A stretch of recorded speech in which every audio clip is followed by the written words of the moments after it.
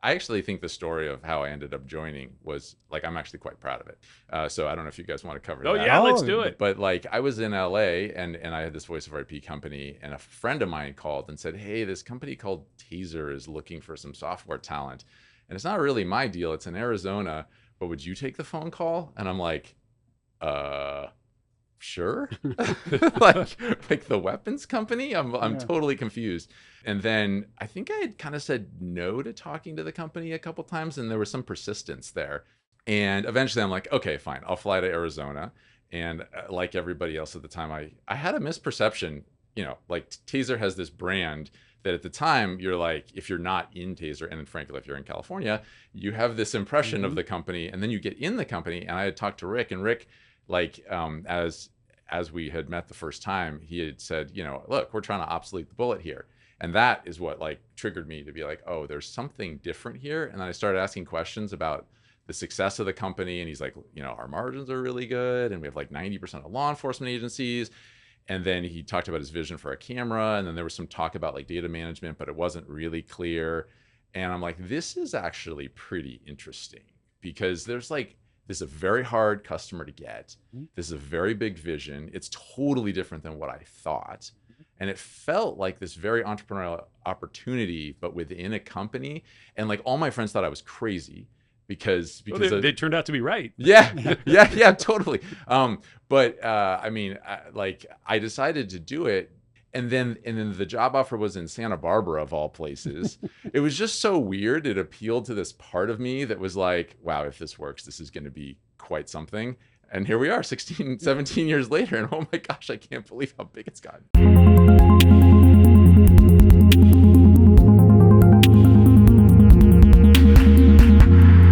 Let's boldly go. Welcome back. We have a special guest today here in the Bat Cave. We have Jason Droege.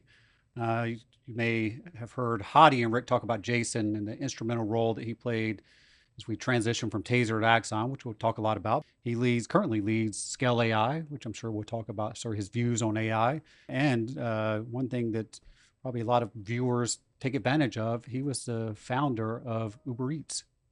So I'm sure we'll get into that. So maybe Rick, to get us started, how'd you meet Jason? How'd you meet a guy like this? Yeah. So the way I met Jason, well, I met him briefly in the early days of evidence.com, but then we really got to know each other when everything kind of blew up, and Hadi helped come and sort out like what we had there, and basically tapped Jason. Is like, no, this is the guy who really knows what he's doing. So Hadi found him. Hadi really found him. Yeah. What was your recollection of how that went down? The transition after I joined the company. Oh yeah. Yeah, that was a crazy time. I mean, I think we were out in Santa Barbara, Carpinteria. We had the little office, by the dumpster, and had a couple thousand square feet to ourselves, and it was a bit of pandemonium. We were trying to make progress on building the product. Like with everything at Taser and now Axon, there's a big vision, big goals, and then just a lot of grinding to get there. And yeah, there were a lot of people just running around the office with their hair on fire constantly, and we kind of got to the point where that was not the ideal state for the scaling of the business, and made some changes, and fortunately things settled down and we sort of got on track. What was the first year like? I was telling the story about, like, Brenda was pregnant with the twins and I wasn't traveling much, and basically it was about a year where I was not super engaged, and then I woke up to we had an issue. Right. Yeah. Yeah. I mean, we were so on an island, it was hard to even know like who was paying attention and who wasn't, if we were a side project or a big thing. It felt very much like this is the most important thing in the company when we were there, which is like a good feeling. I do remember like there was a real sense of urgency. Like, I had started another company before I joined Taser, and I had transitioned out of that company because I wanted to do other things, like Friday at 4 p.m. And then on Saturday at 7 a.m., we had like a meeting in Santa Barbara, and I was in San Diego at the time. And it was just like this like planning session about how we were going to build a software system in like 90 days or 60 days or something like that. And it had to be built. And we also had to build a camera, and we also had to build the docking station, or we didn't know what the docking station was. We didn't know how the camera would get the information to the cloud. So it's sort of like trying to build like everything at once and having it all integrate together. And the expectation was that this should be a straightforward exercise.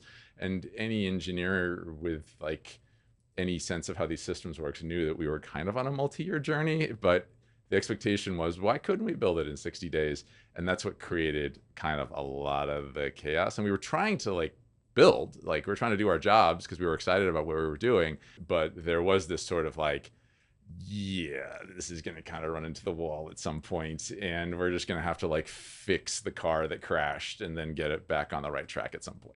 So Hadi Partovi, board member, founder, CEO, code.org, previous podcast. How did he pitch you to come to Axon or Taser at the time to go to your startup I think Jason was already there. Yeah. So, you were there. Yeah. So I had, I actually think the story of how I ended up joining was like, I'm actually quite proud of it. So I don't know if you guys want to cover that. Oh yeah, let's do it. But like I was in LA and I had this voice over IP company, and a friend of mine called and said, hey, this company called Taser is looking for some software talent. And it's not really my deal. It's in Arizona, but would you take the phone call? And I'm like, sure. like the weapons company. I'm totally confused. And then I think I had kind of said no to talking to the company a couple times, and there was some persistence there. And eventually I'm like, okay, fine, I'll fly to Arizona. And like everybody else at the time, I had a misperception, like Taser has this brand that at the time you're like, if you're not in Taser, and frankly, if you're in California, you have this impression of the company, and then you get in the company. And I had talked to Rick, and Rick, like, as we had met the first time, he had said, look, we're trying to obsolete the bullet here. And that is what like triggered me to be like, oh, there's something different here. And then I started asking questions about the success of the company. And he's like, our margins are really good, and we have like 90% of law enforcement agencies.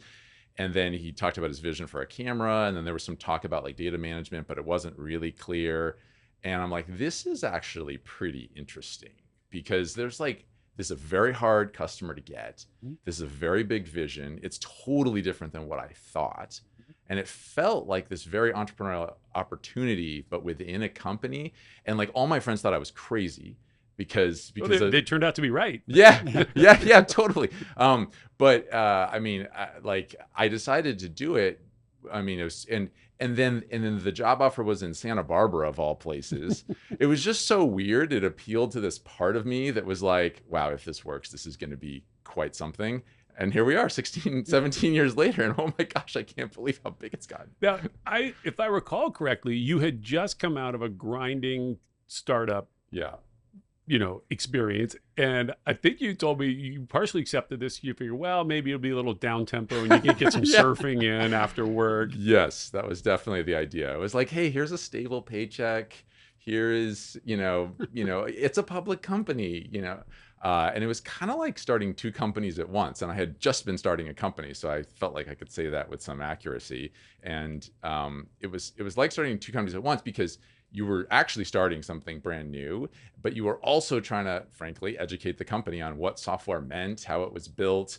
And the organization was built around building hardware and electrical things. And that is just a different mindset and culture. Yeah, you can say it. I had no idea what we were getting ourselves into. He's already admitted that. Yeah. So that wasn't lost on us, but going back to came anyway. Yeah. But I think the opportunity was so interesting and so unique. And it was, the space was so hated by venture capitalists. And, if you're in tech, like the entire narrative is driven by this like venture capitalist narrative of like, what are the right businesses to start? What are the right things to do? And like deep down inside, I kind of believe there's no rules. So I'm like, well, but why wouldn't this work? And I would tell people about it, and they're like, well, because they're selling to government. I'm like, they already have the customers. And I'm like, and they already have the money to build this thing. And it's like, no, it still won't work. So I don't know. I wanted to We prove appealed I'm to wrong. your inner contrarian. Yeah, I was just like, well, we're going to prove you wrong because this doesn't make sense to me. And frankly, the idea that you would build something that would have real world impact is actually pretty rare in tech. That was very clear when I first met you, where you're just like, hey, we're obsolete in the bullet, and the story that you tell about, as a teenager and the shooting. I'll butcher it if I try to retell it, but I was just like, okay, the inside of this company is very different than the outside perception of it, and so I just thought that was very interesting. And it is funny. I don't know if you still follow the space, like no outside funding, as we discussed here. Now VCs are pouring money into this space, and a lot of startups, which just looking back, like they didn't believe in the space, nor they didn't believe in Taser at the time. But now there's a lot of money, a lot of VC money coming into public safety. Yeah, totally. Well, I mean, Palantir was started in 2003, and I think that people thought that they were crazy for the longest time too, but it turns out not wrong, or not right. Excuse me, not right. I mean, and it just takes a long time. Like I think it took you like 10 years to build the channel into law enforcement. Like, well, how is a tech company going to replicate that? There was like no way for a startup to like do that in like an easy way. Just remind everybody, Rick, why we were in Santa Barbara. We talked about it last episode, but if they haven't watched it. Yeah, well, when I was recruiting we knew we wanted to do the body camera, and we knew we'd have to do software. And so we were interviewing for head of software. And then we interviewed a guy who told me about the cloud, which was a relatively new concept to me at the time. And it just made so much sense. And I was like, okay, well, clearly he's a very strategic guy. I'd like you to come and run this. And he said, well, okay, but it's got to be in Santa Barbara. He had some family there, and I think his wife had some health issues. And so that was his one thing, is it's got to be in Santa Barbara. And I was like, okay. And so, we built it out there, and we did find Jason, and kind of a ragtag team, I guess, according to Hadi's talent assessment. It was wide variation. We had everybody in all parts of the bell curve in the team there. And I guess I'm giving myself a hall pass for any responsibility for things getting out of control that year. I was largely disengaged because I was dealing with my wife's difficult pregnancy and not traveling. But I don't know if I would have been helpful at that point anyway, to be in full candor. And then we had a moment where, right as I was re-engaging, we sent Hans Marrero out to do a leadership training. And if we have... Hans has been on. Yeah, Hans has been on here. Yeah. So Hans is not exactly Silicon Valley, California, tech bro kind of. That was the 4-day training. That was the 4-day format. That ends in the House of Pain. Why don't you tell us about what that was like when we sent Hans out? Like, how did the team perceive this whole thing? I mean, I think at this point we had been like indoctrinated into the fact that this was a law enforcement company. This was, like they do things differently. And we're like, okay, well, this guy's a leadership training coach. We thought it was pretty cool that you actually had been in the Marines and led, close quarter combat training or something. And, Hans has got a real presence about him. So you meet Hans and you just kind of do what Hans advises you to do in the moment. He just has that sort of demeanor. So apparently what he advised us to do in that moment was to go to some very large mansion in Santa Barbara and not leave for 4 days until we had learned the leadership lessons that we needed to learn. And if growing up for me, I was like least likely to go into the military. Like that was like the bottom score whenever you take those like aptitude tests of what you should do with your life. And by day 3, Hans could have told me to jump off of a cliff, and I would have been like, yes, sir, right away, sir. It was crazy how quickly we got broken down through and it wasn't like a beat down. It was just like the physical exertion combined with like the training, combined with like some of the, maybe tactics he used along the way to break us down even further. It's an amazing experience. But the 4-day version, because I think you do like the 2-day version now. Yeah. The 4-day version, by day 3, I'm like, oh wow, this is how we built the military. Because 3 days in, I'm like willing to do anything. I don't think we do it. We don't do it at all anymore. I don't think we could. Well, I think we're going to bring it back. That 4-day version. We're going to bring back the 2-day version. I'm just picturing getting locked in a house with Hans. I would be yes sir, no sir. Yeah. It's an oddly spiritual experience. No, it was amazing. No. By the end of it, we left it like completely bonded, with some exceptions. But like completely bonded, like as like, okay, we've actually like learned something, like the lessons at the end, he makes you very receptive to the lesson that he wants to land with you days later. Whereas most business advice is like, read a book and be receptive in 30 minutes or be receptive in a few hours. Like you really have to open someone's mind first to like, hey, here's the things you need to learn about leadership. And it actually never occurred to me that the military's job is to convince people, frankly, to die for the country. And that's probably die for the men in their platoon. That's right, and for each other. And so, like, why are we listening to anybody else about leadership training and team bonding and mission and all of that? And so, had never occurred to me before. I was a Silicon Valley and tech entrepreneur guy who kind of rejected all those ideas and really opened my mind to the fact that there was like different ways to do this. So I'd set Hans out there to bring the team together and to bond them together. And then he calls me like after the first night and he's like, hey man, we're gonna have to make some leadership changes out here and gotta reorganize this. And I'm like, oh God, what have I done? Because I sent, like, if I didn't know much about software, look, like Hans is a close quarter combat trainer. So my first instinct was like, oh no, like Hans is a bull in a china shop and this is going terribly wrong. And I went out and I met with him, and it turns out like he had uncovered a lot of things that just weren't working with the team. And it turned out that was the beginning. Hans was the guy who uncovered, and it's not because he knows anything about software. He just knows about teams and leadership, that things weren't fundamentally right on the team and that needed a shakeup. And then that's when we brought Hadi in to help figure out like the software talent. And looking back on it, it was a pretty epic rescue. Like, we were in a rough spot. Yeah, it could have definitely fallen apart. So what year? I mean, I think it would have fallen apart. The entropy would have torn it apart had not a number of things come together. And your role, obviously, in saving it was enormous. Like Hadi helped identify you. Yeah. And then from there, like, appreciate that. Yeah, you stepped up and like saved this thing. So what year is it that you go up to Santa Barbara? I think late 2008. Like I joined the company when the stock market bottomed. It's like literally the day after the like bottom was in. And then 2000, I think all this happened in 2009. I think you mentioned this before. It was 10. It was 2010 because the twins had just been born, and it would have been the first half of 2010. Yeah. And you mentioned this before the program. What was the stock price? $3.50 when I joined. The day before it was like 260. It like spiked down to 260, and I remember this whole thing at the company about like what's going to happen at the company and stock price. And Rick had to give this speech, and then and then it was at $4 forever, and now it's at like $4 million or something. How many times have you, sorry to divert, how many times have you given that speech, Rick? Stock goes up and down, and at least 10 I just had to give in the last company meeting because the stock's down 20%. And only $530. I remember we were at a offsite in like a holiday party, like 2011, and the stock's at like, I don't know, it's 8 or something. And Rick's like, I think it could be 50. And all of us are like, yeah, that's Rick, always the optimist. And now it's like 10 times. He did, but yes, the stock has shot up. I mean, it was $24 when I started.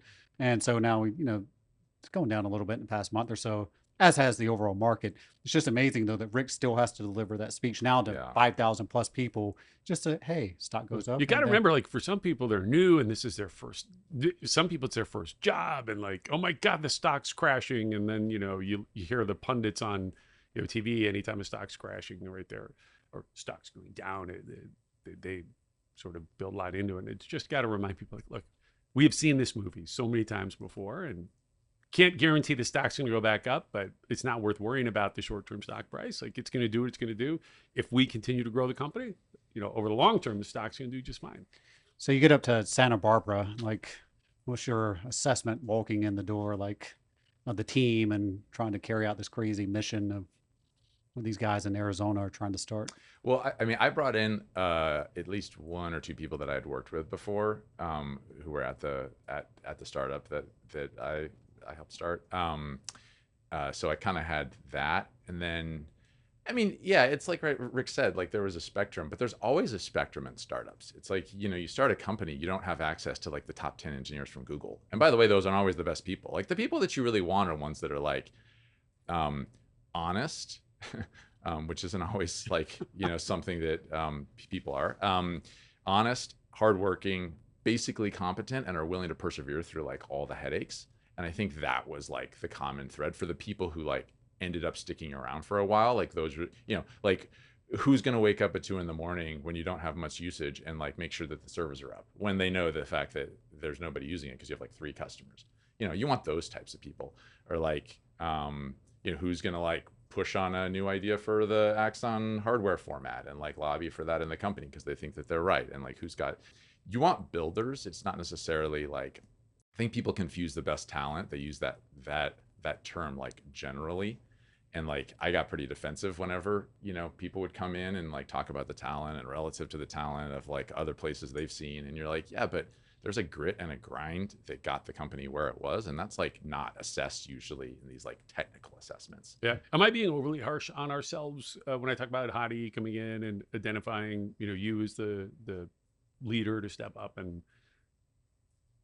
sometimes I wonder if I'm being overly self-critical of that first 18 months. I mean, honestly, like it was pretty chaotic, but I'd started a few companies before this. There's always, you like, how many of these things have you been through where you're just like, oh my God, the whole thing could collapse like within like months. Yeah. And so I had at the time, my emotional recollection of it was, ugh, like I thought I was coming to something where I could like chill a little bit, and this is like, this is like a lot of drama. But I think if you look at it from a startup, from the level of transition we were going through, like I don't think it was certainly weird, but every place you go where there's this kind of transition, there's something like this where you're like, oh my God. Yeah. And then you just have to push through. Like that's kind of my point. Like I don't know, like I think you're being appropriately critical. I think it's more just like this stuff just always happens in these transitions. I would say as we get older too, there's older as a company and bigger, and there's just such a difference between things big to bigger. You need a lot of planning, and but these 0 to 1 things, like you can't really plan them. There's chaos, and it has to be chaos because the future is unknowable. And if you spend too much time planning a journey into the unknown, like you need to just spend more time trying things and experimenting and rapidly iterating. And you love that. Yeah, it's a knife fight. Yeah. And your access to talent isn't quite the same. And so you make compromises as you're like pulling people in, and you hire some people that turn out to not really be truthful or not be competent or whatever. And then you just like keep going. I mean, I think this is like widely talked about in like, the sort of classic tech circles and venture circles is like the common threads of the entrepreneurs who make it are the ones who persevere. Like it's like there's not that much more commonality. It's like the smartest people fail all the time.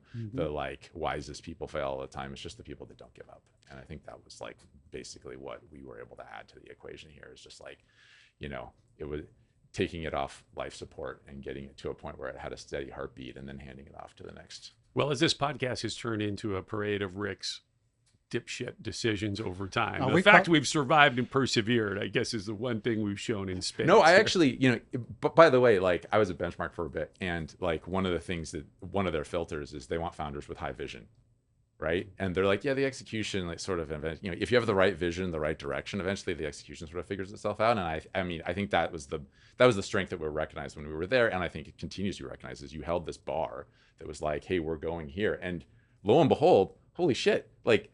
We're actually like pretty close to what you were talking about like 15 years ago, back when we were like mired in the execution. So I think that the high vision sort of holding to it, I think that's just like very common and over a very long period of time. Now, was Jason there pre or post moving from the Taser cloud and trying to run our own servers? And he was in. No, we built the whole thing. Oh, you built it? Okay. Yeah. We were like, I mean, when we set it up, it was just like, hey, we should build a camera that goes on a police officer, basically. Oh no, you had already built a camera. You'd spent like 2 years building a camera, and it like didn't quite work as you expected. That's the camera that Luke Larson, who went on to become our president, convinced you was not the right product. Yeah. So yeah, no. I mean, you have to remember we're talking about this in the context of all the success that the company's had, right? But if you go back, and the company was a successful company at that point, the stock price had gone down a lot, but it was still like a very valuable asset. But anyway, so we at this point in 2009, when we had to make these technology decisions, or 2008 when we had to make these technology, I mean, S3 was how old? Like a few years old. Like EC2, I think, was like just coming out, Amazon EC2. And so like the cloud as a service was like still a relatively new idea, is a few years old. And certainly to law enforcement, you go talk to them about the cloud and they had no idea.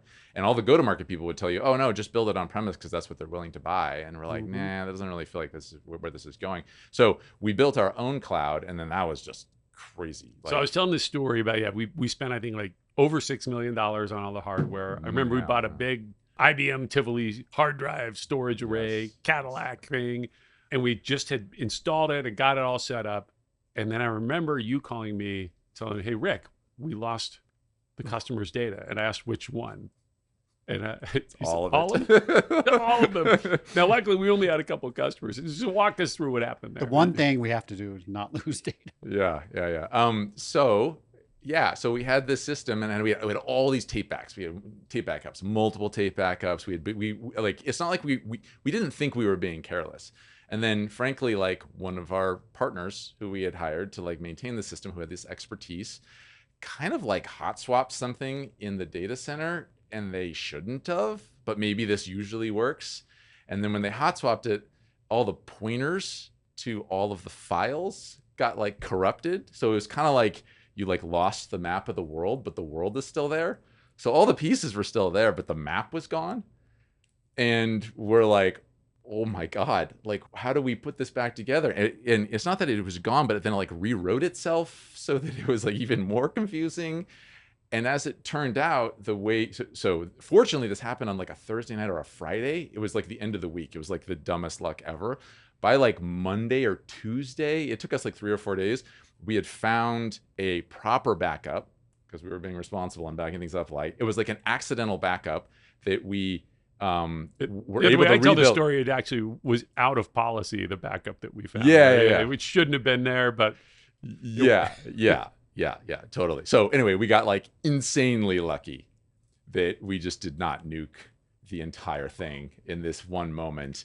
And it was like one of those moments I remember hearing about it and just being like, almost like not even being nervous or afraid. I'm just like, this is so screwed up. I don't even know what to be nervous about. Like, this just could be like lights out. But we got it back. Or we got like 99 point something percent of it back. And like, we had all these comms with the customers and everything. And we went back on our way, and we did not use that partner anymore. That's when, well, first thing I like to point out, I think we've talked about this sometimes, like when we had Mark Kroll and others on here. When you get people that are really smart and understand something deeply, they can explain it in ways like your kids can understand. That was such a great explanation, like, a map of the world. And it's like, Is that what put us on the path for moving to the real cloud, not the taser cloud? Well, let me just say one more thing on this, because the way the system was sold to us was like, oh, you don't understand, it's so hyper performant because it takes the file segments and it fractures them into like lots of pieces so that something like this can never happen. And it was sharding. Like, sharding. And it was like the feature became the biggest bug ever because you just didn't know where the 37 pieces were, because the only thing that couldn't happen was the map disappeared.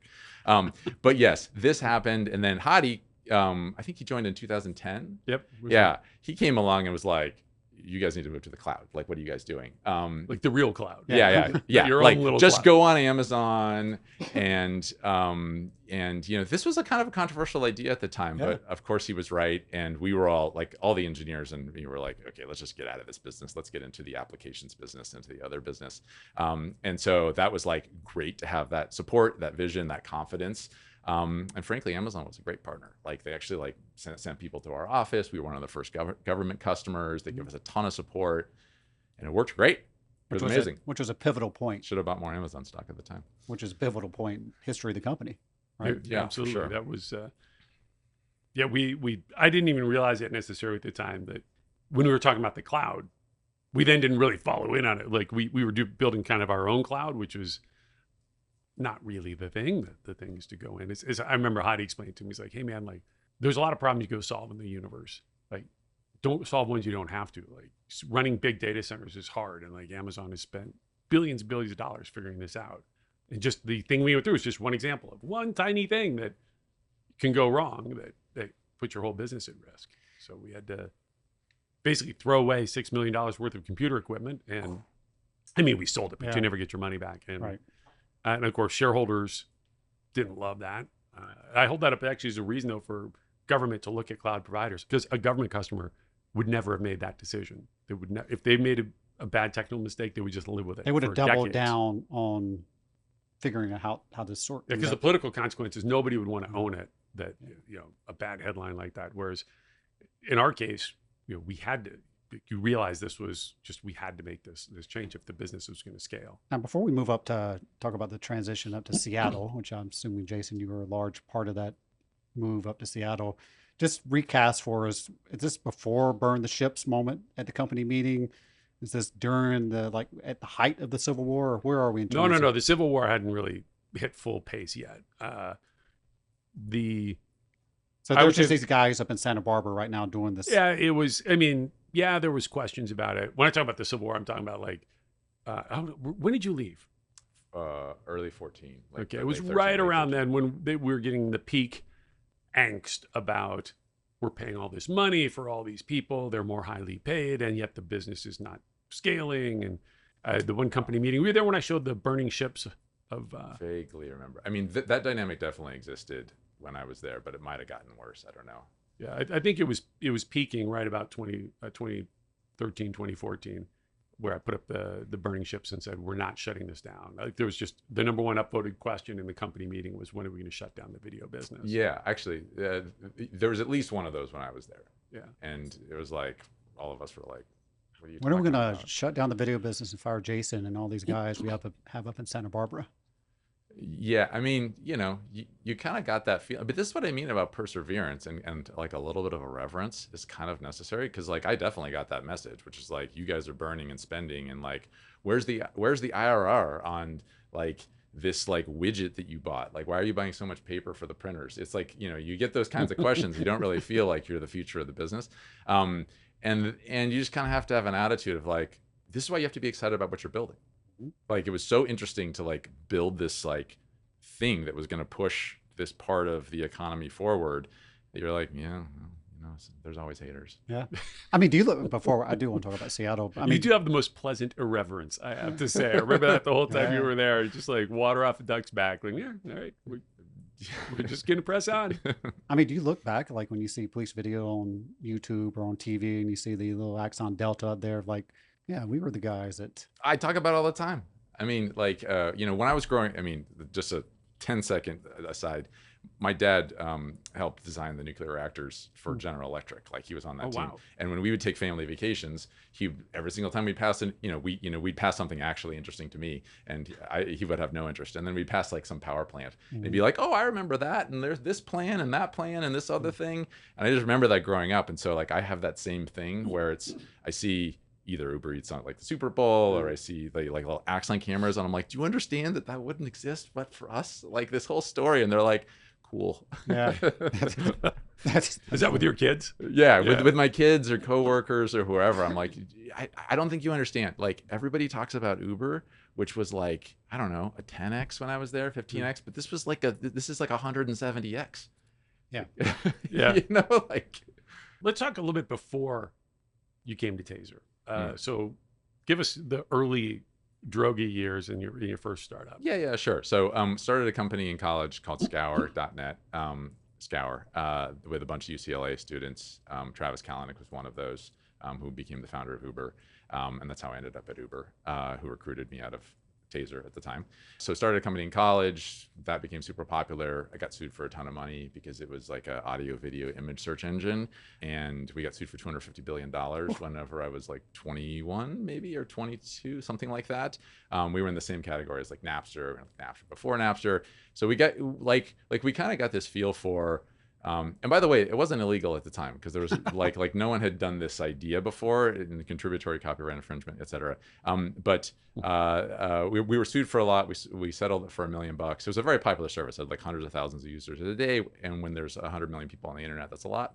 And then started this like company with a warehouse that sold sporting goods, and then started this voice over IP company that did okay. Right, but were you sold to selling Google. sporting goods over the internet though? I mean, Yeah. I mean, like after we got sued at a business, someone bought the assets of Scour. It was like a peer-to-peer file exchange. It was like really the second one after Napster. But Was LimeWire? that was after. Yeah. Okay. And so basically Scour started, and then Sean Fanning was a Scour user, and he thought it was very frustrating to use, which he was correct. It was frustrating, but it was better than the alternative, which was the FTP file shares that were going on. I mean, we're going way back to the 90s now. So you were the OG Napster. Yeah. Yeah. Well, we used dorm computers, actually. We had to build this like protocol converter where college kids at UCLA and Berkeley and other places were unknowingly serving content into the open web. So, I mean, of all the things maybe we should have gotten in trouble for, probably contributory copyright infringement might have been like like the last one. So anyway, we had to like turn dorm room computers into servers effectively, and we were on the first, that was 1997. And then Sean Fanning was a user of it, and he's like, this should be better. And then he started Napster, which we thought wouldn't work. Of course, it did work, but then neither of them really worked because we got sued for so much. So it taught you a lot about like, well, it doesn't really matter if you're like right or if you have distribution or whatever. It's more about like who's kind of the big stack bully in the room, and they were the bully and we were the kids. And started some other companies, started a sporting goods company. This is in 2001, 2002, when literally you couldn't find any job because the tech bubble crashed. And I mean, the best job I got offered, because I'm like, I'm tired. I started a company, like this was hard. It was like for 30 grand a year, like selling ads for Neopets, which is like one of these, it's like you like feed your like little pet online or whatever. I'm like, this is ridiculous. So started the sporting goods company that sold like used gear, and it's not a great business, but it was at least profitable. And then started a voice over IP company. Wow. Taser went public in the aftermath of the .com Yeah, bubble. 2003, right? No, 2001. Oh, okay. Yeah, we were right in the. I actually think that's the only reason we were able to go public is because investment banks were so deal starved, and the internet had gone from the world's darling to like toxic wasteland. To all the financiers, they're kind of a fickle crowd, and so they were suddenly like, oh wait, you guys make a thing. And you have revenue and margins and margins, and you might even be profitable if we squint and look at the financials. Let's take you public. And so we went out in the carnage that followed the .com bubble. Wasn't it the best performing stock of 2004? It was. It was. Yeah. We went on to be number one in the world. Now part of that's because we went public at a like roughly $10 million pre-money valuation. Oh my goodness. Yeah. So, you start from a large base or a small base and grew to 2 billion market cap at the end of 2004. So we had like a 200x. That's crazy. Return. At least we was at 2,000. I should do the math before I quote it. And for that valuation to be cute by today's standards. Yeah. Exactly. I mean, now it makes sense why you talk so much about perseverance and grit. I mean, we didn't recruit you out of, we didn't find you out of like Facebook at the time or whatever. Facebook was that big of a deal, or Amazon. Like you'd grown up starting companies, like trying to survive. Like some went sort of well, you got sued. You tried a number of different things. Like that's not a pedigree of like you're like an all-star and I don't mean this in a bad way. I mean like we're not recruiting people out of Google or someplace else to come here. Like you knew what it was. Well, like we do some of that now, but yeah. I actually think at the time, like my impression is that the company was very excited to have anybody come in the door and be like, here's how software works. So it was sort of like luck has been a major part of my career. And I was just sort of like, I guess I'm the most knowledgeable guy about software here right now. I was trying to pump Jason up, and at the same time, now I pissed off everybody that works at Axon who came from one of the big companies. So I was trying to give Jason credit for having that perseverance and that grit, and trying to grind through until something worked out. No, I think it's just this balance when you start companies. It's like no one from those companies would have joined Taser at the time. It was impossible. Like, first of all, they made like more than the CFO. I mean, like they were paid these enormous amounts of money. And like when I came in, it was like, shouldn't an engineer make $55,000 a year or $80,000 a year? I'm like, I don't think that's right. Like, and this is in 2008. I'm like, I'm still pretty sure that this is. So we were kind of like at a market.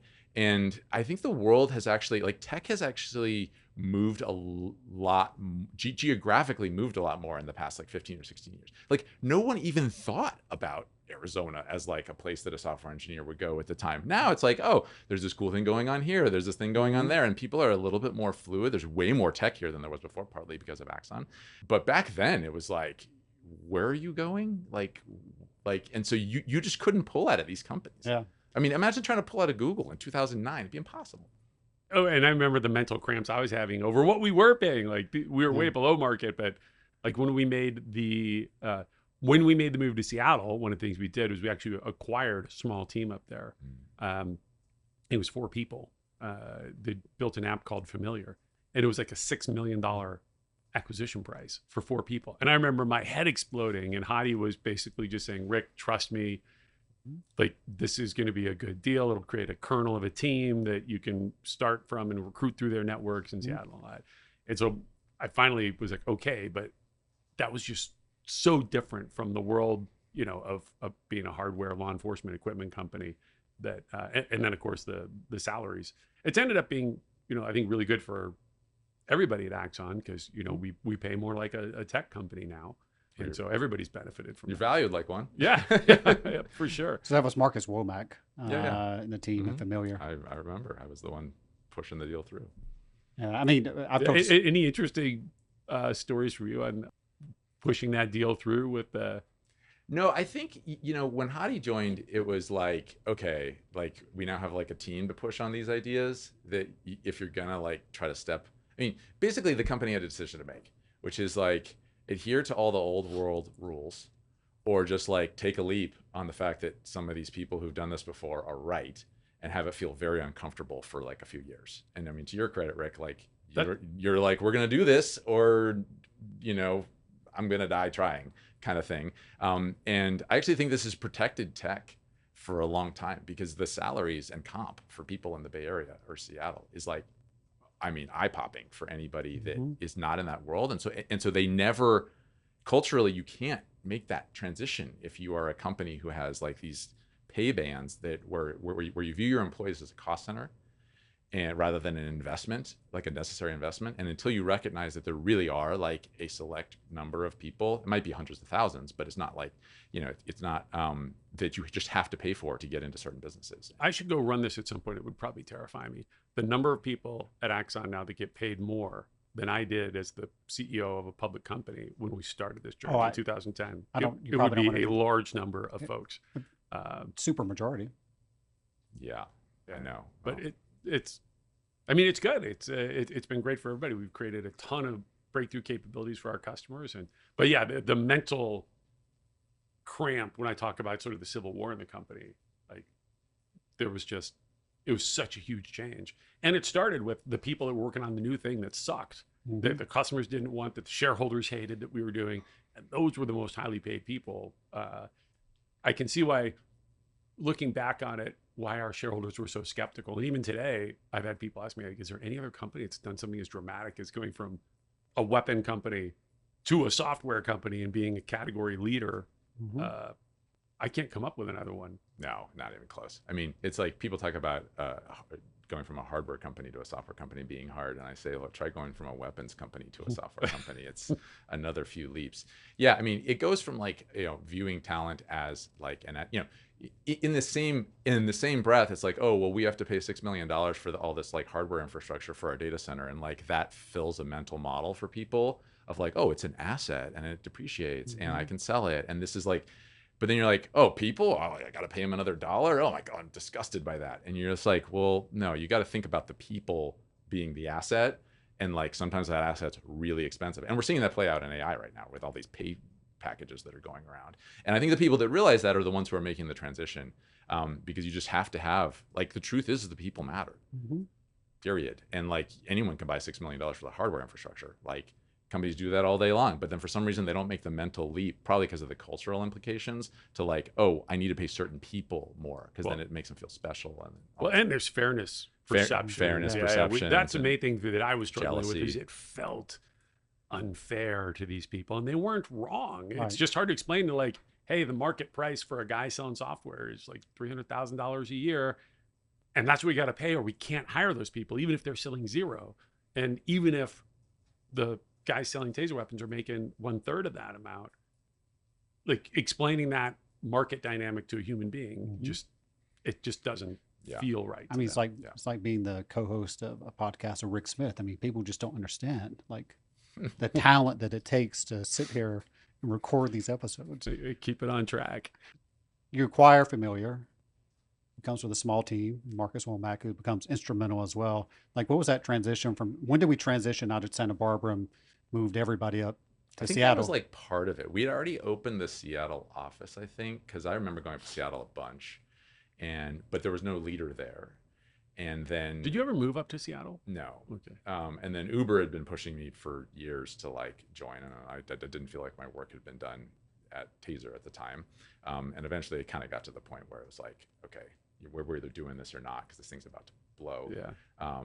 Little did I know that Axon was on a 5-year delay from that. I'm not sure if you remember this, but we were sitting in my office here. I built this kind of ridiculous house in the midst of the financial crisis and all that. And we were coming out of it and the stock was down. And I was personally financially leveraged like to the hilt. I remember we were sitting in the house here and I think we were having a candid conversation. And I basically said, hey, man, like, thank you so much for sticking around. Yeah, I remember that. Yeah. Was that right as you were going to Uber or was it? I think there was like when the Hans thing happened, I think you kind of just said like, thank you for not leaving. Yes. Please just stick around. We're not actually this chaotic. And I was like, okay, sure, whatever. And I was like, I'm going to make this happen or whatever. Yeah. And then when I left, I definitely remember that. Because I remember basically he came to me and I said, well, first I want to thank you for sticking around because he literally not only saved this important part of the company, may have saved the whole company. Like had evidence.com gone down, it could have taken the rest with it potentially. It was a bet the farm moment. And so I remember saying, hey, man, I'm not going to even try and talk you out of it because at that point, Uber was getting ready to go public. Say, clearly this is a pot of gold and as a friend and all that.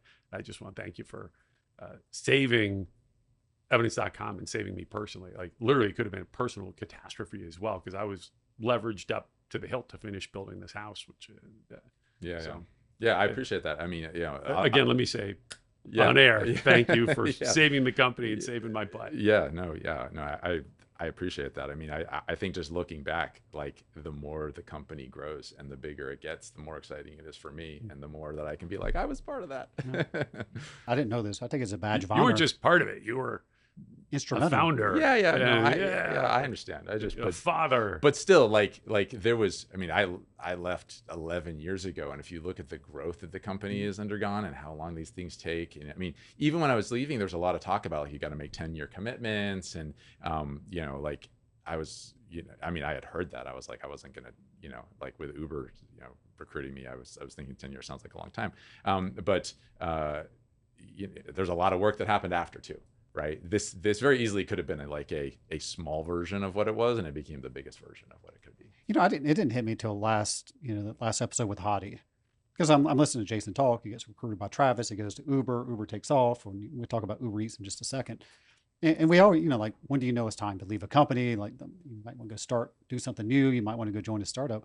I didn't realize, Rick, until the way Hadi framed it in that last episode, the exponential stock plan.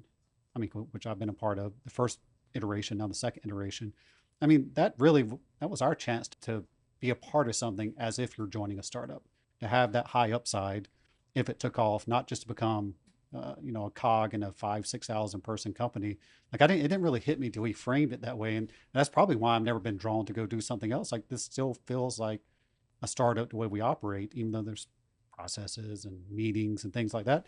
Yet we all have a chance to participate in that high upside that could happen if you join a startup. It's part of what's kept me super energized about this. I mean, I've always loved the mission, but I don't know if we've ever talked about this so much. I was going through a midlife thing, like, should I go do another startup? It's like just getting paid as a highly paid executive just didn't resonate. I can see why people don't like CEOs because they make a lot of money. Even when they suck, they get these like big golden parachutes, and be able to share that widely in the company is something I'm really proud of, and it's I think been part of the transformation. But before that, one of the bigger transformations we talked about a little bit before the show was the LDP program. Like, why don't you kind of share your perspective on how that came together? Yeah, I mean, so I don't even know when that started. It was 2011 or 10. So we hired Luke in 2008, and then I think in 2007 or 8, and then I think Josh Isner was in the first class, which is 08 or 09. Yeah, that Luke had started that. Yeah. Luke pushed that super hard, to his credit. I mean, you look, if you're gonna transition the culture of a company, frankly, which is what happened, you need like different DNA, and I think there was just a feeling that the company needed to sort of like bring in young, fast, hard running, high energy talent. And I think you had a view that, hey, in 6 or 7 years, what does the bench look like for the company? Like, what is the DNA of the company over the long term? And so where did we get this? And you went to Harvard. And so I think you recruited from your fraternity or something like that and brought all these people in. And it was actually very successful. There was a lot of people that joined. It was like, what, 12 or 15 of these kids came out to Arizona. Like, I don't remember the exact context, but there was a map of like the number of people who left Harvard and where they ended up by year. And I think like the previous year to this, there was like one person from Harvard ended up in Arizona their first year out of it. And then the second year it was like 12 and it was like all Taser. Yeah, I think we recruited more Harvard grads than every other company in the state of Arizona combined.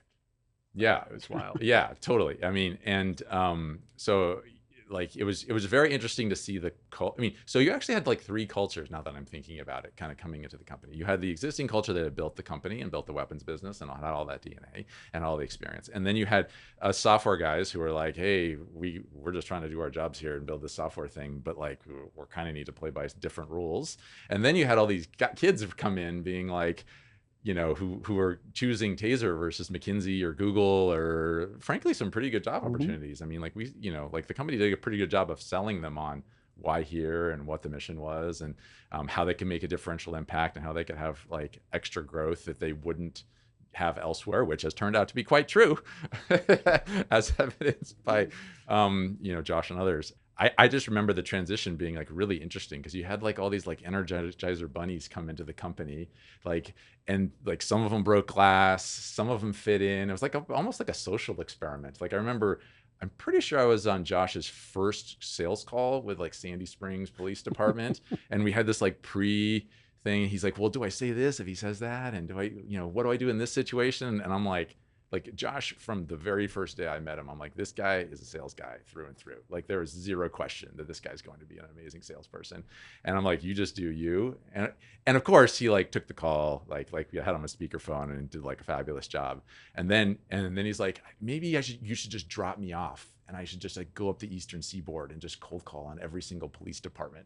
Wow. So, like that's one example. And then, this was the awkward young Josh Isner, yeah. disheveled, not the suave and debonair man we saw a few episodes ago. Yeah, I mean, I think, anyway, so highly motivated, as were, many of them were, not all of them actually. It was kind of interesting to watch these people who had gone to this like top school, and some of them were super motivated, and frankly, some of them weren't. They were just the school breeds a little bit of entitlement. Yeah, they were all about the laughs and the whatever, and I kind of just figured they'd all be like sharks, but it wasn't totally the case. But yeah, I mean, super net positive. I mean, I'm not sure how it played out after I left because I was just a few years into the like experiment, but it seemed to be working when I left. Yeah, it still is. It's a great talent bullpen. Yeah, and again, Luke Larson gets all the credit for that. He was the guy who pushed. Yeah, he pushed really hard on that. Yeah. Totally. All right. Well, let's talk about something let's talk about Uber Eats, something I use probably 5-6 times a week. Like, good. You get recruited out of Taser, which that's like a badge of honor. Like you were that talented. I know you knew Travis from college, but you get recruited out of Taser, you go start, and it was your idea for Uber Eats, correct? Yeah. So my job going into Uber, Travis and Ryan and had this idea that. And so you have to remember the time. So Uber started in 2010, and then it was Uber Black until like 2012 or 13, I think 12. And then Uber X launched, and then the business started to really grow. And then late 2013, they started talking to me about, hey, why don't you join? Things are going really well. And we don't believe that like Uber is going to be the only like thing that's going to happen in cities. Like Uber's not going to be the only last mile thing that's going to happen, but we don't know what is, because nothing else had really blown up at this point. And everybody was trying everything. It was like Uber for groceries, Uber for, this happens in these tech cycles. When there's one hit, everybody just kind of like creates a similar version of it in different industries. And it usually, frankly, doesn't work. But then there was Uber for restaurants, there's Uber for dry cleaning, there's Uber for flowers. There was all of these versions of Uber, and Travis was just like, hey, could you come figure out like what the next thing could be? And that sounded like quite a challenge, given that you knew you had to build something relevant to something that was already a rocket ship. You were kind of like trying to build a rocket ship on a rocket ship. Took me back to the Bay Area as well, where I grew up. So my job in the first 6 months was just like looking at all the other things that were going on in the world, running some experiments, trying to figure out where the signal was, and the signal just kept coming back to restaurants. And if you understand the margin, I mean, I won't go into too much detail, but like, if you understand how the margin of restaurants work, it's sort of, going back to like what people believe versus what's actually true under the hood. Restaurants, for every marginal meal that they sell, they actually make a pretty good amount of gross profit until they have to add labor, and then it's slightly less, and then if they have to add real estate, then it's small. But restaurants, if you were to serve 3 times as many customers out of one restaurant, the restaurant would be incredibly profitable, right? Which is why you see these, like Chick-fil-A and Din Tai Fung and these types of restaurants be like insanely profitable, and if you don't have the amount of demand. So anyway, so they're demand hungry, and we figured out like, okay, we could charge like a real take rate.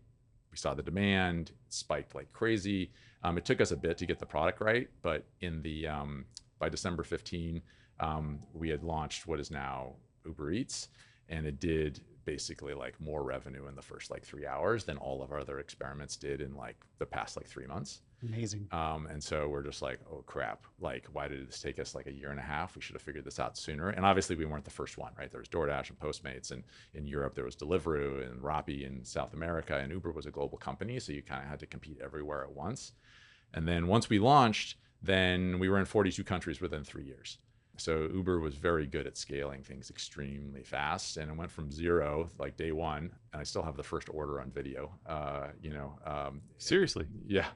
Because when we launched it, everybody, you put up your camera, someone pops champagne, it's like 10 in the morning, and like the actual first order at Uber Eats was done from a command line. Someone just put it, like before the UI was ready, someone's like, I'm just going to put in order this from that. And then it like showed up like 30 minutes later. Wow. And they're just like, oh, this is very weird to do this from a command line. And then we launched. Was that an employee internally? Yeah. Oh, okay. Yeah. It was like an engineer testing it. And then when I left for a little over 4 years later, it was a $20 billion run rate. And then COVID happened, and then it went to a $50 billion run rate. Now it's like $80 billion or something. Uber Eats was a $20 billion like revenue. GMV, so net revenues, because we took net revenue would have been $3 billion. So apples to apples with like Axon, like it would have been about $3 billion, $3.5 billion run rate. Wow, which is we're not even there yet, right? With Axon, So Jason it threw something there, and it blew up. Yeah. I mean, like we would have panic attacks if it didn't grow like 20% a month. I mean, it would be like, what's going on? Something's happening. Wow. It was crazy how fast it grew. And like once you figured out the model, I mean, interestingly with these things, it's like you spend all this time doing this very intellectually interesting stuff of like, what's the right business? What's the business model? What's the design of the business? How should we roll it out? And then within 3 months of launch, you're like, oh, we have something. Then your entire job becomes hiring, HR issues because of the hiring, and doing all hands. Yeah. That's like basically the subsequent 4 years of your life. And at some point you're just like, okay, like I've done it. I can hand it off. Yeah, that's got to be super cool. I think I know the answer to this. There's the early chaos of trying to figure something out, and then there's the running a large thing where it's hiring and HR. And where does your heart lie? Oh, I mean, super fun to figure stuff out. Yeah. Right. I mean, like it's very rewarding to like have a large team, and I mean, in some ways, right? It's, to have a large team, be in an organization. I mean, but Uber Eats was within an overall organization. So it's like, it wasn't just a large company, it was a large company, and we had kept all the functions separate. So it was actually a slightly different culture. So it needed to get integrated in, and I just didn't want to go through the integration process, and I was tired. I mean, Uber went, as you know, went through a lot of drama in my time there. Not only the growth of Uber Eats, but like all the stuff, all of the other issues that happened. And so I was just kind of tired. And I'd been nonstop, right? Because like when I left Taser, I started like literally 2 days later at Uber. And like I said before, with my other startup, I literally started the next day. So I just hadn't had a break in a really long time. Did you get a break finally when you left Uber? Oh, a very long break. Yes. Well, interestingly, like I gave my notice like in late 2019 because there needed to be a transition, right? Because big organization, et cetera. Yeah. And I was supposed to leave at the end of March in 2020. And what happened in there? Exactly. And so because of some internal reasons, Dara said, oh, well, maybe we do it like third week of February. There's like this all hands. It'd be awkward if we did it at the end of March. And I'm like, cool, whatever. I'm just like, I'm good for the transition. You tell me what works. So we do the transition. I hand it off like third week of February. I'm on a hike a week later, and the market crashes. And then like 2 weeks later, it's shelter in place. And at the time I left, there was like 10 COVID cases in the world. Mm-hmm. And I'm like, oh my goodness, wow. Like, I'm frankly glad that I did not have to manage through that. And I give a lot of credit to Pierre and the other people who actually took the business over, because it was just chaos at Uber for the next year. I remember, I don't know if I've shared this, with you all on the podcast, but when COVID hit, it was my wife's 50th birthday. I'd put together this big party for her in Vegas. We were there on March 12th, 2020. And that's when it started hitting the US. And Vegas was one of the early like hit zones. And so as we were there, we called it the end of the world party as we were celebrating her birthday, because the hotels were saying, you all have to leave. You have 24 hours to get out. Like the town is shutting down on Sunday. Oh, wow.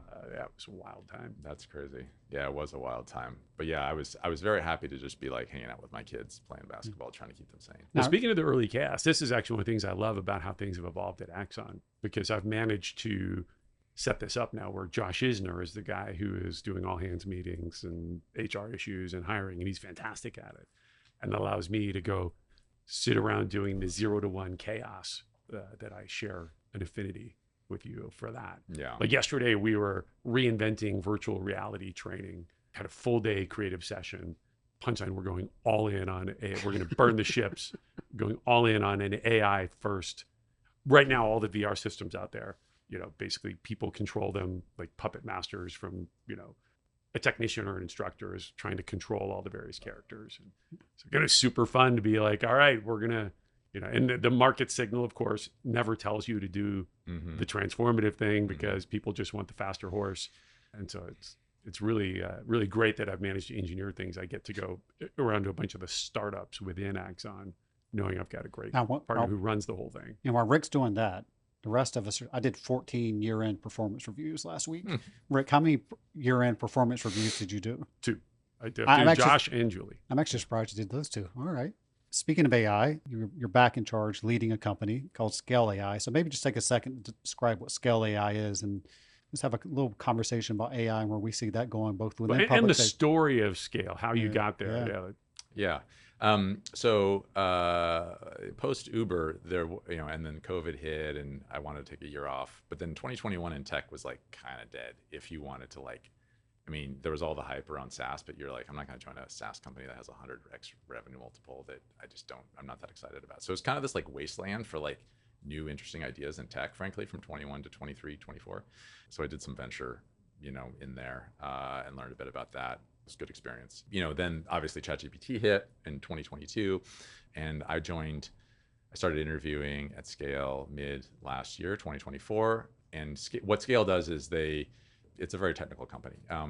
We basically sell data to model builders. This is the original business. We have other businesses, so that the models get better. So think about if you go back 2 years, the model might have been bad at trigonometry. So the way you get better, there's multiple ways that models get better, but one of the ways they get better is you find experts in trigonometry, just as a simple example. And those people effectively teach the model like how to do trigonometry, like human beings actually submitting data. So it's human data. Is that what synthetic data is, or is No, synthetic data is derived from synthetic data is when you ask a model to create its own data. So it just creates this output, and then that gets put back into the model, and then that's its own industry. But human data is like multi-billion-dollar industry. The model builders need it for new knowledge.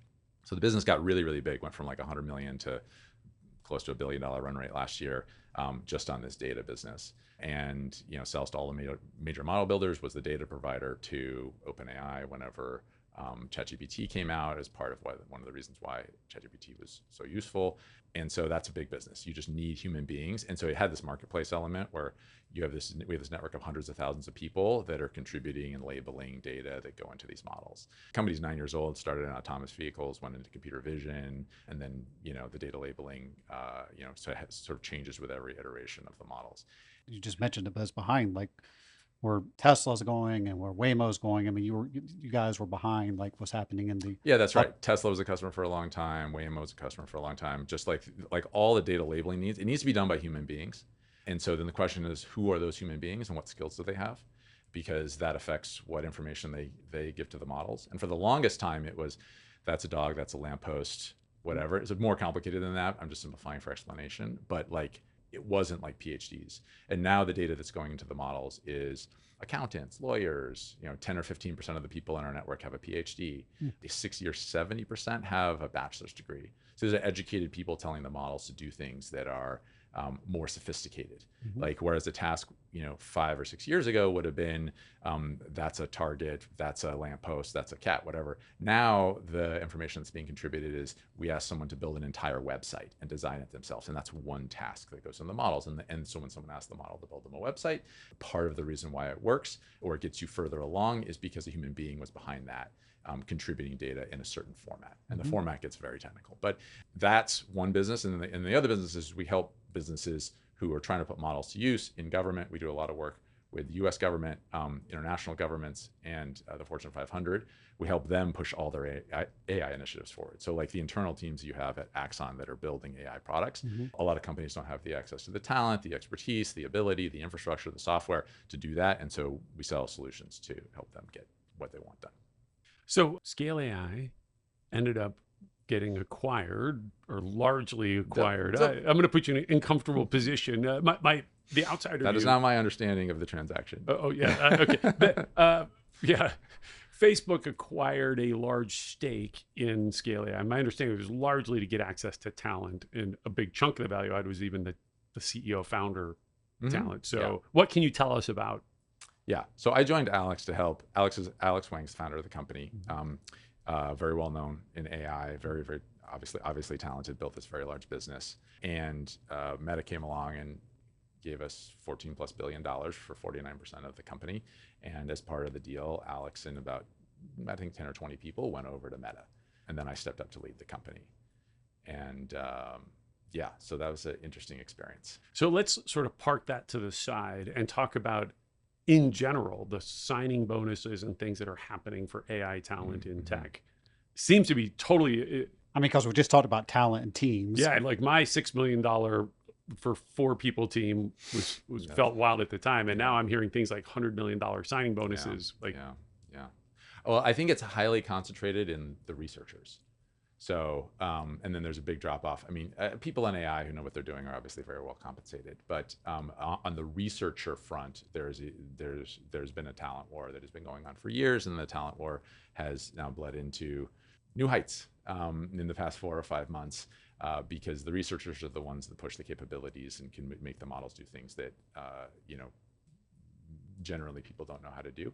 And so I think that's where most of the fighting is going on from like a talent standpoint. Well, I remember early on, the numbers are huge. Explained to me that you think of them like pro athletes.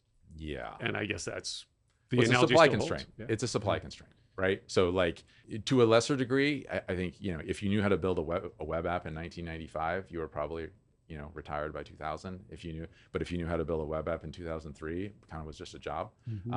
Probably, that's not to discount all the talent that these people have. Like these are incredibly smart, talented, sophisticated people, but there's just the model of software development to model development is like a totally different paradigm.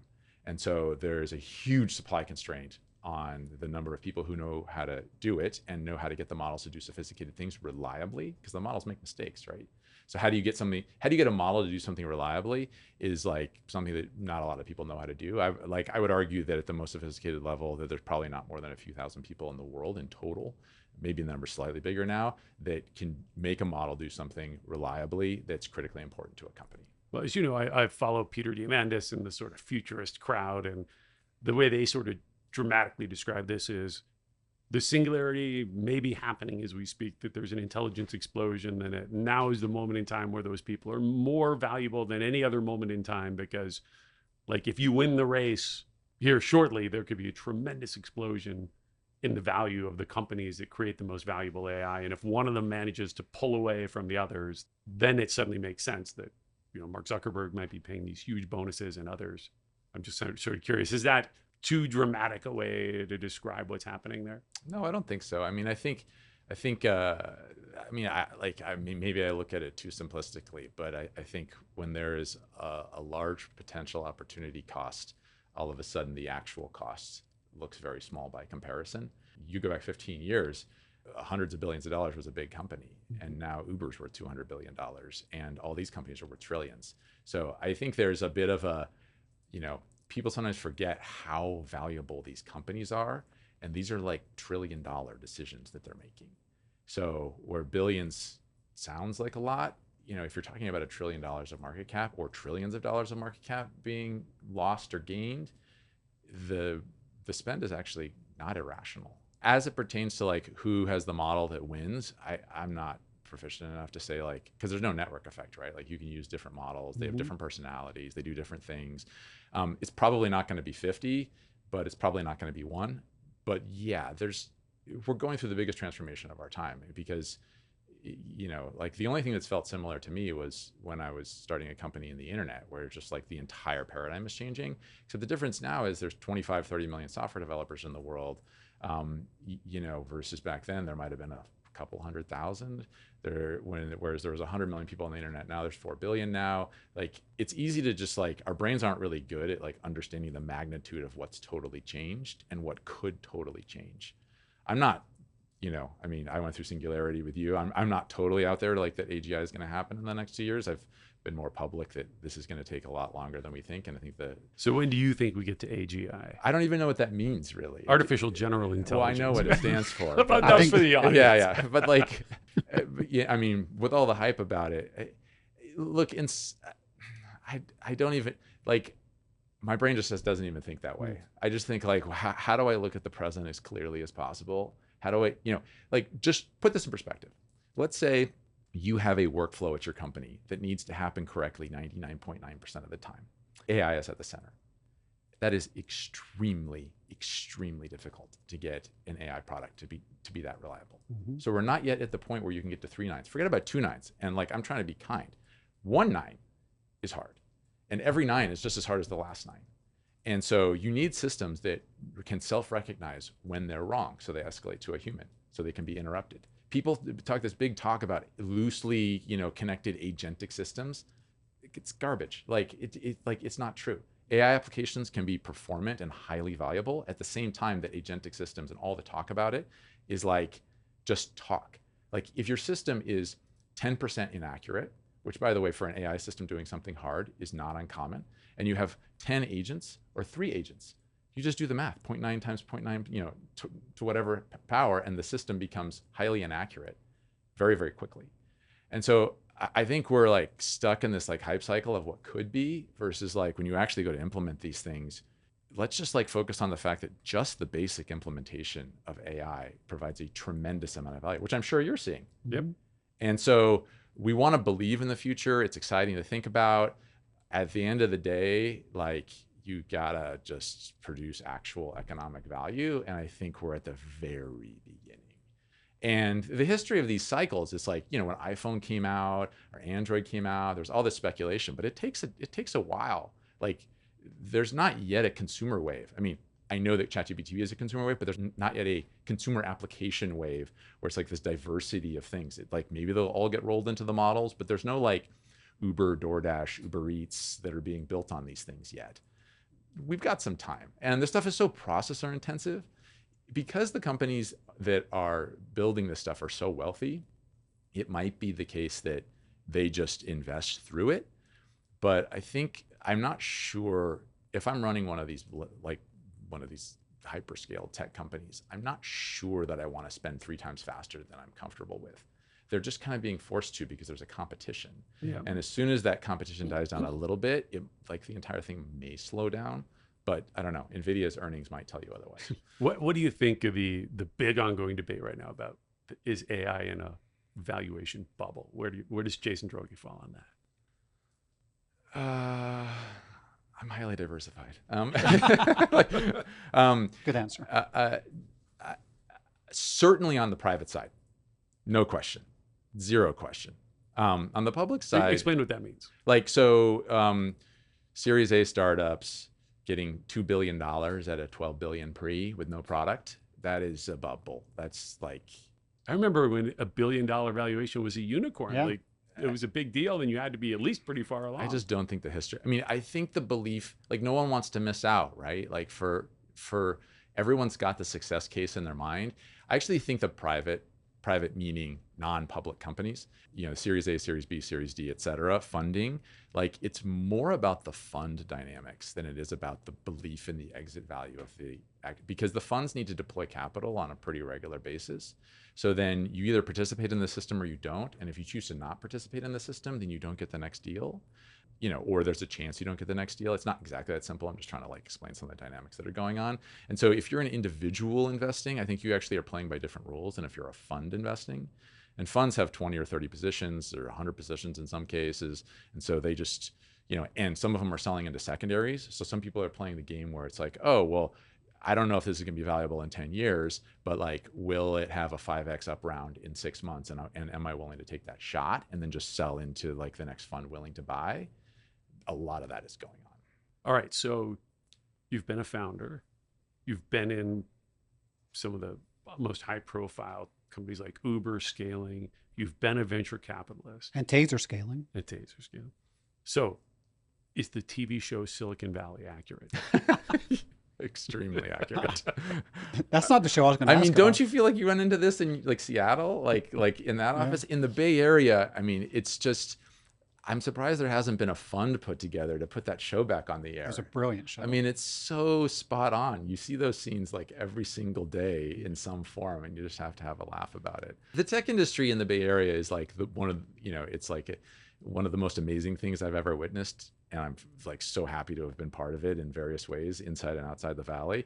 But yeah, it's got its own idiosyncrasies and ridiculousness that's very much warrants being made fun of. I thought you were going to ask him about the Uber movie, which we've discussed before, which was not that flattering. But you have another connection to Uber, which is your friend Emil that we've talked about.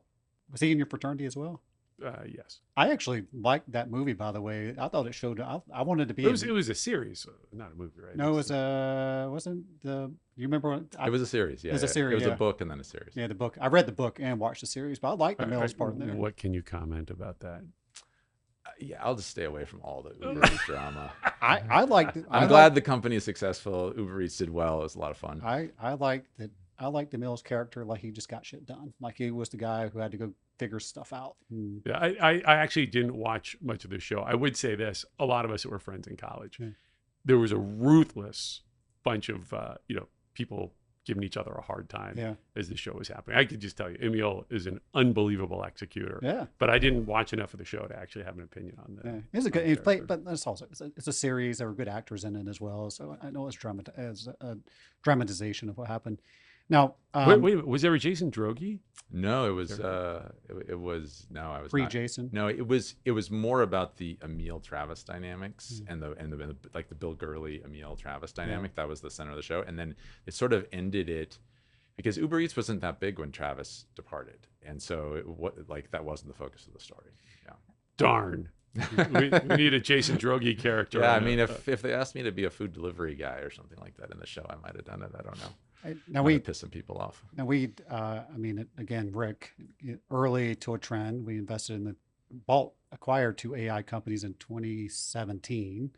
So we've been doing some AI things, and we talked about on the show taking body camera video and making the first police report out of it, using the body camera to do real time translation before AirPods actually did that, and some mundane things like taking all of a department's policies and then having it be a policy chat. So you can just ask it questions and tell you what's in the policy, which when we heard that, Rick and I thought it's not a sexy idea. It turns out it's a very popular idea in solving a real problem.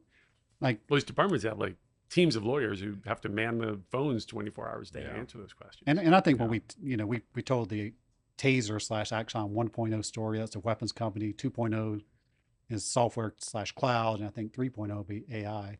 Now you've been inside the company, working public safety, outside watching it. Now you're leading one of the leading AI companies, both in terms of thinking about data and applications.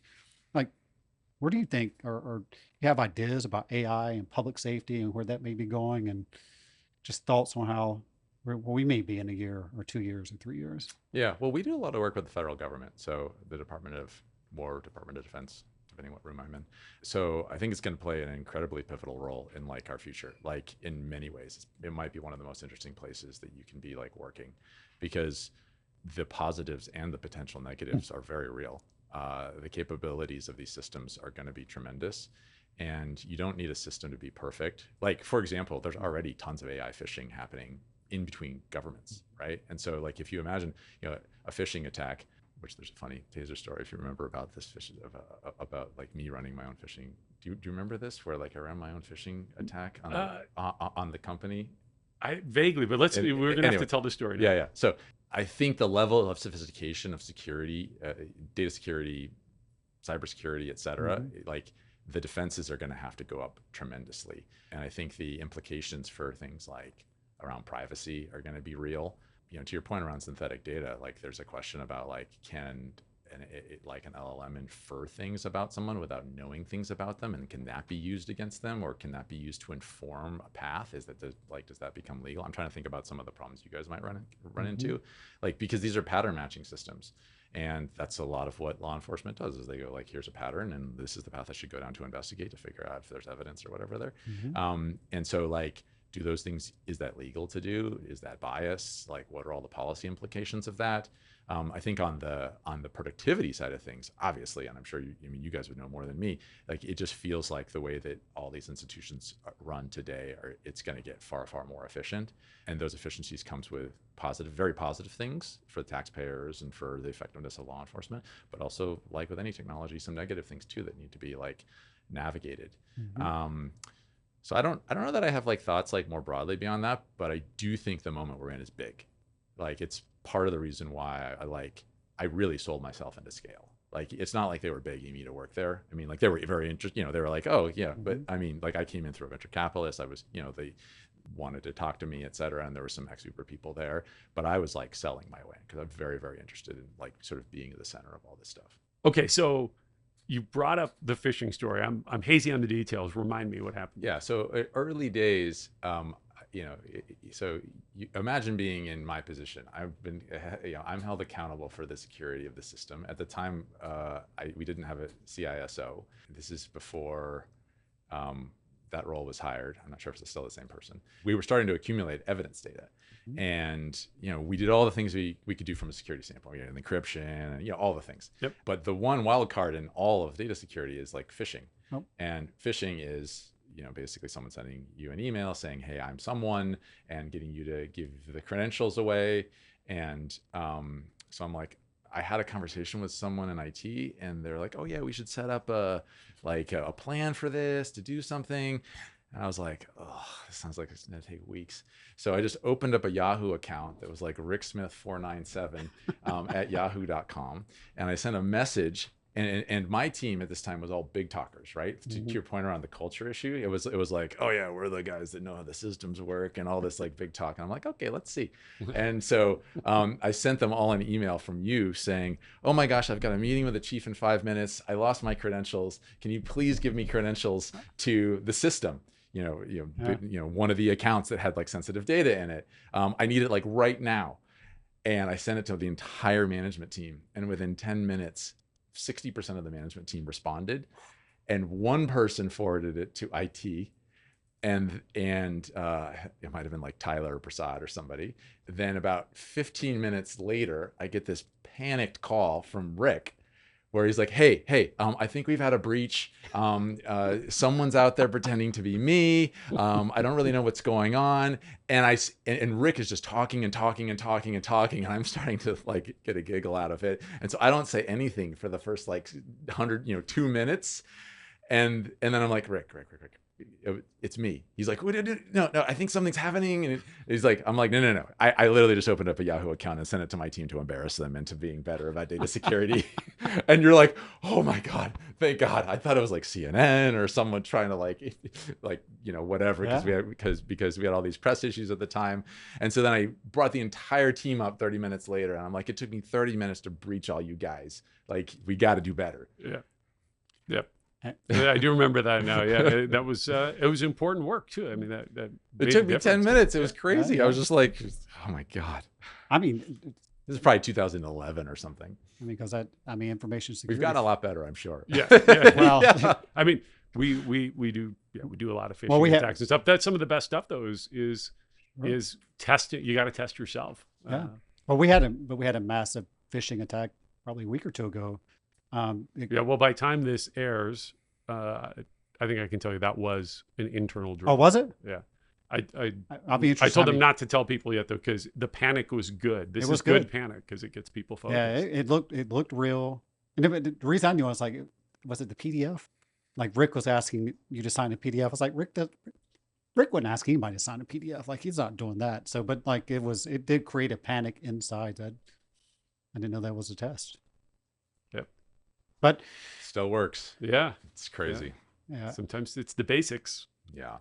Well, Jason, I mean, like Rick said, like we wouldn't be the company that we are today.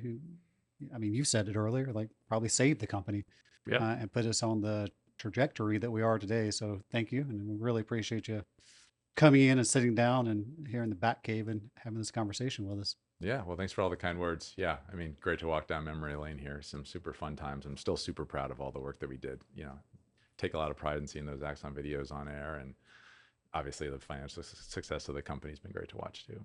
And we certainly wish you all the success at scale and beyond. So Yeah. Before we close, what do you think is the most transformative thing that's going to happen in AI in the next, or that could happen? I know you tend to keep things sort of grounded. Like, what is the next big breakthrough, if you had to call it? I think all of the pedantic stuff, like I think that generally technology is doing a lot of boring, tedious stuff that we have forgotten that we were doing. I think that's going to be removed from our lives so fast, but we are still going to forget that we had to do it. It's like in the next 3 years, like the things that we consider boring today are mostly going to be done for us. This isn't a prediction on AGI. It's just like I do think there is the ability to automate all of this stuff, and I think there's a high incentive for people to like adopt these technologies, and that's going to give us, at least in the near term, a whole lot more free time than we think. You know, like if you zoom out, we've gone from 82-hour work weeks or something in like 1850 to like 37-hour work weeks, 36-hour work weeks now, just over the like trend of technology. It wouldn't surprise me if that went to 25. Yeah, actually, one thing that I'm both hopeful about and is a bit scary is I think this transition, as we automate a lot of white collar jobs, the boring stuff you talked about, a lot of it could be legal research and accounting and those sorts of things. I worry about I think we need to seriously rethink our economic system, because right now we all get paid based on the value of human labor. And if AI and robotics can take a lot of that, it's great for productivity and, you know, could decrease the amount of time we have to work. I do think we're going to have to kind of figure out what we do. Like, you know, a lot of these kids right out of school are having a hard time getting entry-level jobs right now. Yeah, maybe a longer discussion, but like I think that's more because we overhired after COVID. Like I actually don't think there's been any impact of AI on the actual workforce. Like we do implementations for these major enterprises, like the change management, like you have to build it to be productive, and then there's a year of change management, and then you have to have the hard discussion about like, hey, do we really like cut people from the workforce? Like those conversations aren't even happening now. Well, that's really actually encouraging to hear that from you, because that's like the thing that's got me worried. I mean, you know, it's one of these, you know, the whole singularity thing is like, you know, it's hard to predict these exponential curves. And so this time next year, I could be totally wrong, but like, I just know what's going on right now. I think that there's a lot of conflated things, and there's a lot of AI, you know, I think they're calling it AI washing. You know, it's like, oh, because of AI, we can't hire people. I think that there was just like COVID created a lot of turbulence that we'll probably still feel for years to come. I think that one of them was like the overhiring. The other one was bringing people back into work. It changes all kinds of dynamics in the economy. These things take years to play out. You know, like I tend to be more of a technology optimist, but the world has completely changed as a result of technology. It just has felt good along the way. You know, like if you look at even travel is different because of Instagram and YouTube and all of these things, right? Like the cost of experiences has changed over the last 25 years, partly because of social media and these things. I am more nervous in the near term and more bullish in the midterm, and then very bullish in the long term. I just think that the pace of change, my biggest worry is that it will come fast, and human beings aren't good at changing at the same speed as the technology. Not that we won't all land in a good place. I think we will all land in a good place. But do we know that we landed in a good place, or do we just envy all the people who landed in a better place over time?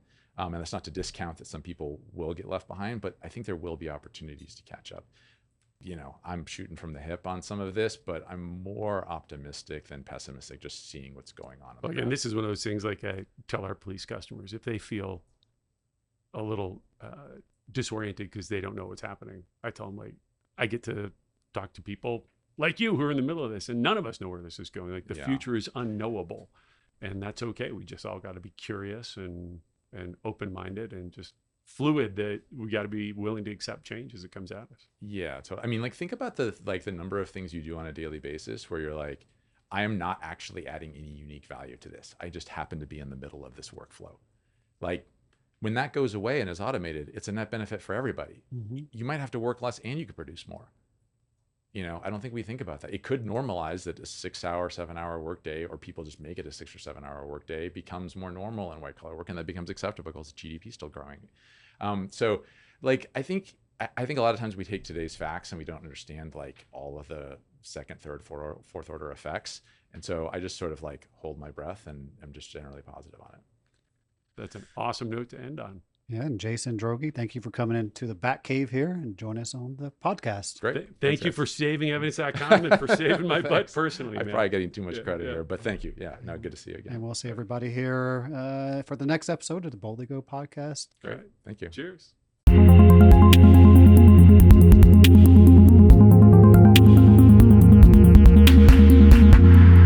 Let's boldly go.